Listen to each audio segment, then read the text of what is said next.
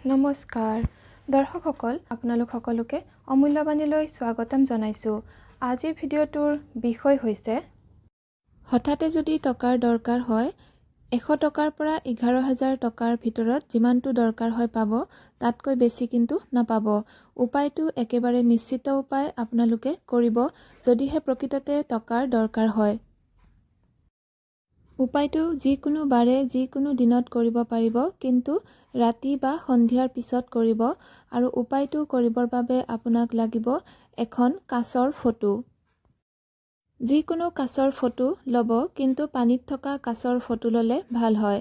ফটোখন লোৱাৰ পিছত আপুনি যিকোনো পুখুৰী বা নদীৰ পাৰলৈ যাব আৰু নদীৰ পাৰৰ যিখিনি পানী আছে সেই পানীত আপুনি এই ফটোখন থিয় কৰাই ৰাখিব। যিকোনো প্ৰকাৰে আপুনি ৰাখিব, মানে মাটিত তাতে আপুনি যেনেকৈ পাৰে যেনেকৈ সুবিধা হয় আপুনি কাঁচৰ ফটোখন আপোনাৰ ফালে মুখ কৰি থিয় কৰি ৰাখি দিব। পানীত ৰাখিব, কিন্তু মানে পানী চুই থকাকে ৰাখিব। এতিয়া আপুনি 108 বাৰ এই মন্ত্ৰটো জপ কৰিব লাগিব। মন্ত্ৰটো হৈছে চাবৰ মন্ত্ৰ। চাবৰ মন্ত্ৰ বহুত শক্তিশালী হয়। আপোনালোকে কৰিব, সেয়েহে ফল পাব বুলি নিশ্চিত হয়। মন্ত্ৰটো আপোনালোকে মুখস্থ কৰি গাব।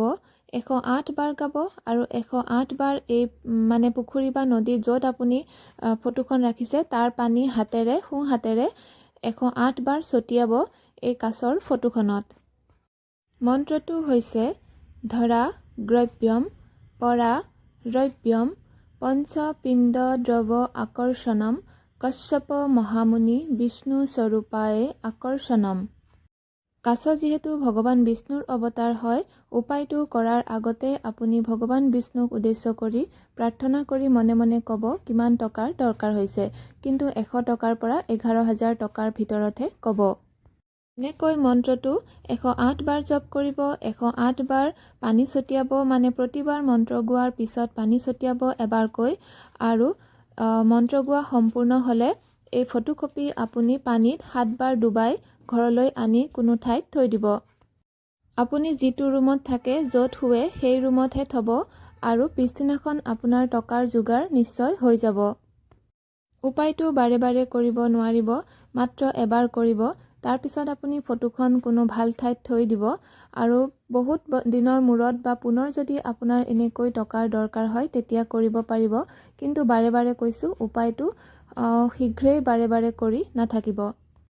দৰ্শকসকল, আজিৰ ভিডিঅ'ৰ ইমানতে সামৰণি মাৰিছোঁ। ধন্যবাদ।